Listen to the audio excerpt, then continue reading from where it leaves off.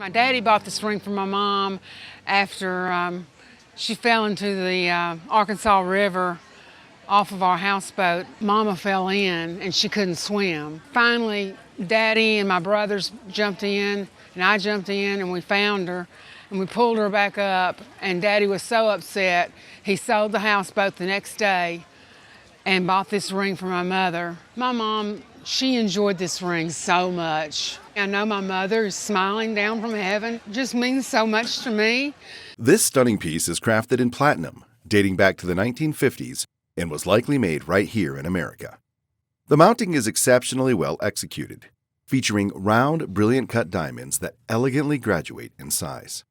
At the heart of the ring sits a remarkably clean and brilliant diamond weighing nearly 3.5 carats. What makes it even more special is its slight fluorescence. On a bright, sunny day, this stone would absolutely come alive with an extra shimmer and glow. The surrounding accent stones, a beautiful combination of round brilliance and baguette cuts, add approximately 1.8 carats to the piece. Altogether, this magnificent ring boasts a total carat weight exceeding 5 carats. A truly breathtaking example of mid-century American jewelry craftsmanship. What did he pay for the ring?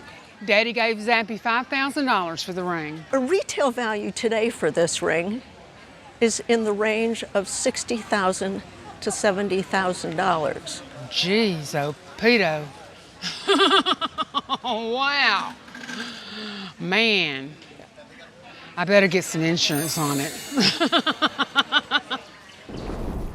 This was my mother's ring. This is from her second marriage. She was married to a man from Beverly Hills, and she met him in San Antonio.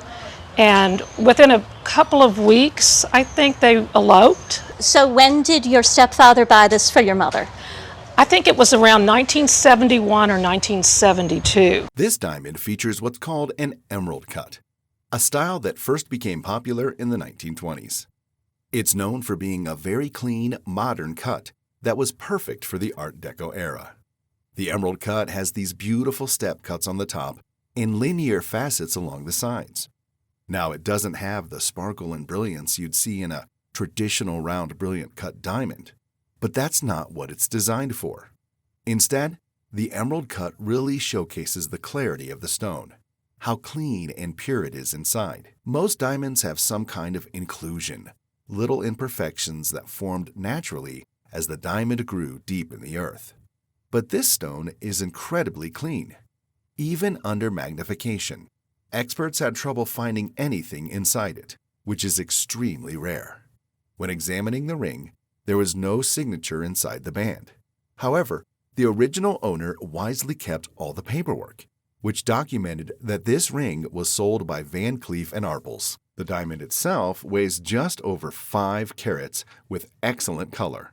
It's set in platinum with a classic 4-prong setting. So the last time you had it appraised was? It's 1973. 1973. And how much was it then? $20,500. Okay. Well, it's gone up a little bit since then. If this were at auction, would probably estimate it $80,000 to $120,000. Oh, great. Well, that's a fantastic. That's nice. My grandmother saw it in a jewelry store window in San Francisco in the early 1920s or before, and she was quite taken with it, and she bought it. And she called it a poison dart ring, but apparently there are no darts involved. Now here's where this ring gets really interesting. It's from a period called the Renaissance Revival, which happened between 1860 and 1900. During this time, people were getting tired of all the new factories and machines everywhere. They wanted to go back to the way things used to be made. Beautiful, handcrafted, and special. This ring was made in England. The ring is made of solid 18-karat gold and shaped like a little salamander, or maybe a frog. It's covered in different shaped diamonds, round ones, triangular ones, and even a pear-shaped stone. These are the same diamond cuts they used way back in the 1500s. Here's how you can tell it's not actually from the 1500s, though. The ring is really heavy. Real Renaissance jewelry was much lighter because they hollowed it out to save gold. When you open up the salamander, there's gorgeous colored enamel inside, and underneath, Even more beautiful enamel work with green coils and blue leaves. Do you have any idea now of what the material value of the piece was? Someone told us that that the jewelry value, just the stones and the gold, was about $1,000. We feel that at auction, this ring would take an estimate in the range of $5,000 to $7,000. Oh, really? Oh, that's great. Yeah. It's not for sale.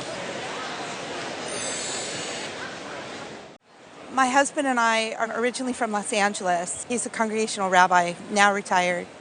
And while I was working in Japan in the late 80s, he had a phone call asking if he would officiate at the funeral of somebody that wasn't a member of the congregation, and met this woman, and when she passed, she left these two items to me in her will, and I remember admiring the ring because that was something that she would always wear when I'd see her Sunday night. Now, have you ever had an appraisal done on the bracelet or the ring? Just on the bracelet, and at the time in the early 2000s, I think they said it might have been 10 grand, but I've never had the ring appraised. This bracelet is a classic example of 1940s jewelry craftsmanship. It features European cut diamonds. You can see the larger round stones throughout the piece add up to approximately 8 carats total weight. Then there are what jewelers call straight baguettes, arranged in an elegant basket weave pattern throughout the bracelet. Those baguette diamonds contribute another 10 carats, bringing the total diamond weight to an impressive 18 carats. The bracelet is made from platinum and built incredibly solid. The metalwork is substantial, which suggests it was likely made in the United States, probably in New York, though it could have been crafted in Los Angeles. Now the ring is equally remarkable. It features a beautiful pearl measuring about 14 millimeters, what's called a button pearl because it slopes down slightly rather than being perfectly round. The pearl is most likely cultured, though that could be confirmed with an X-ray. Turn it to the side, and you can see the exquisite pavé set diamonds, set so close together that only 1 or 2 tiny beads hold each stone in place. The ring is crafted in platinum and contains approximately 6 carats of diamonds. Experts date it to the mid-20th century, possibly the early 1960s. And here's where it gets truly special. The ring bears the signature of Van Cleef and Arpels, one of the world's most prestigious jewelry houses. If the ring came up for sale, Yes, sir. I feel very strongly for it at auction at $20,000 to $30,000. I believe you'd have to put the bracelet at $35,000. Wow, amazing. But the ring, because it's Van Cleef, for insurance replacement, would probably be closer to $60,000. Oh my goodness, thank you. This ring was given to my grandmother from my grandfather's an engagement present, and they were married in 1915, and I don't know too much about it. I think it's a Canary diamond, but I'm not positive, and I think it's platinum, but we've never had it appraised or anything like that. Now, you might have heard the term Canary diamond before. It's an old-fashioned term that jewelers don't really use much anymore. What we're actually looking at here is what's called a fancy intense yellow diamond. That's the proper way to describe it today. So what does that mean? Well, it's all about saturation, basically. How much yellow color is packed into that diamond? The more saturated the yellow is, the more vibrant the stone looks, and that directly affects its value. Because the diamond is still mounted in the ring, experts can't take it out to weigh it exactly. But using special measuring tools, they can estimate it's about 1/2 carat. Not huge, but a beautiful size for an engagement ring from that era. What really makes this ring special is the platinum work surrounding the diamond. This intricate metalwork was incredibly popular right around 1915 and 1910, which matches perfectly with when this couple got married. The craftsmanship is exceptional. While the ring isn't signed by the maker, the quality of the work tells a story. The delicate platinum detailing and this lovely garland design on the sides suggest this came from a very fine East Coast jeweler. Everything about this piece, from the metalwork to the design, speaks to high-quality craftsmanship from a top-tier manufacturer. For auction purposes, I would estimate this to be worth anywhere between $4,000 and $6,000. Great. Yeah. Great. Beautiful. Yeah. I bought it at auction, got it home, and I noticed it had a lot of sparkle. It was sold to me as a cubic zirconia in silver. So it really had a lot of fire. So I got under a microscope and started noticing little symbols on the outside of the shank and did a little research into one of the marks, the dog head platinum, a French mark. The experts tested this ring repeatedly because something about it was puzzling. At first glance, it appears to be one magnificent stone with multiple facets. However, closer inspection reveals a much more intricate design. At its heart sits a central diamond, surrounded by small trapezoidal stones arranged in a step fashion. These stones build upward around the center, creating the illusion of one large, impressive stone. The play of light is slightly unusual, though, as it's actually multiple stones working together rather than a single gem. After thorough examination under magnification and testing with a diamond tester, the verdict was clear. These are genuine diamonds, not cubic zirconia. From above, the ring presents what appears to be an 8 to 10 carat stone. In reality, the center diamond weighs approximately 1.5 carats, with several additional carats in the surrounding stones, all set in platinum. Based on its distinctive style and construction, this ring dates to the 1920s or 1930s, a period known for innovative and glamorous jewelry design. Altogether, given the carat weight, in a retail setting, I would say a conservative selling price would be in the $25,000 to $30,000 price range. Amazing. Amazing. I am shocked and happy. This is great. So it was maybe like a few years ago. My parents live out in the country, a couple hours from St. Louis, and it was at an estate sale. I thought it was really cool looking, the colors. It was about $200. This is an 18-carat yellow gold ring featuring enamel, diamonds, and a ruby. It's from the Art Nouveau period and dates to around 1905.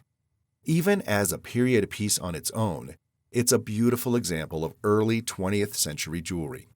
But what makes this ring truly special is the signature inside the band. It reads, Marcus & Co., 18 karat. Marcus & Company was one of New York's most prominent jewelry makers. This ring is characteristically Marcus. It features a movable design inspired by Indian aesthetics. You can see it in the shape, which resembles a sultan's turban, and in the rich colors and materials used. The center stone is a cabochon ruby, meaning it's smooth and rounded on top rather than faceted. It has a beautiful, rich pink hue. Rubies range from red to pink, and these pinker, saturated rubies most often come from Burma. Given that Marcus & Company only used the highest quality materials available, this is almost certainly a Burmese ruby. The vibrant green enamel work is another Marcus signature.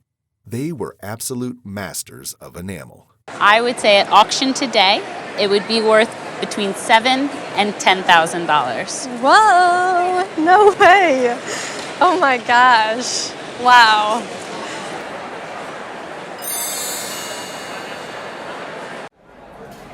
Well, it came to me through my godmother's daughter, who's now 93.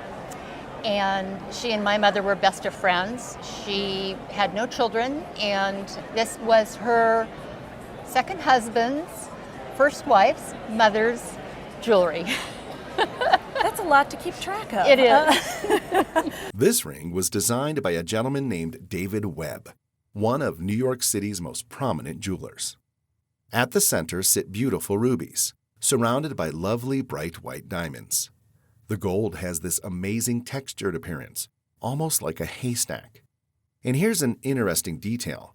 While the ring itself is 18-karat gold, the diamonds are actually set in platinum. What makes this piece particularly special is the combination of exceptional materials and craftsmanship. And this particular ring was made between the late 1950s and early 1960s, during the height of his creative period. But there's something even more remarkable about this piece. After careful examination, experts believe these rubies could be from Burma.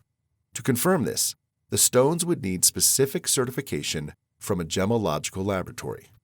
If certified as unheated Burmese rubies, meaning they came out of the ground looking exactly like this without any heat treatment, it would make this piece even more exceptional. This type of an item at auction would have an estimate of $8,000 to $12,000. Really? Yes. So it's a wonderful piece. It's in phenomenal condition, and it's been an absolute treat to see. Thank you, Jill. I bought it at an estate tag sale. Okay. And I ended up paying full price for it, but I don't remember how much it was. Oh, darn it. I always like to know what you paid for something. Lover's eye jewelry has a fascinating romantic history that began in the English court at the end of the 18th century. It became fashionable to give these lover's eye pins to someone you loved or missed. What is problematic about collecting them is that they're very easily faked. I think that's the case of what you have here. Really? So I would say, considering that I feel that it's in the style of a lover's eye pin, it's worth about $200 to $300. Okay, thank you.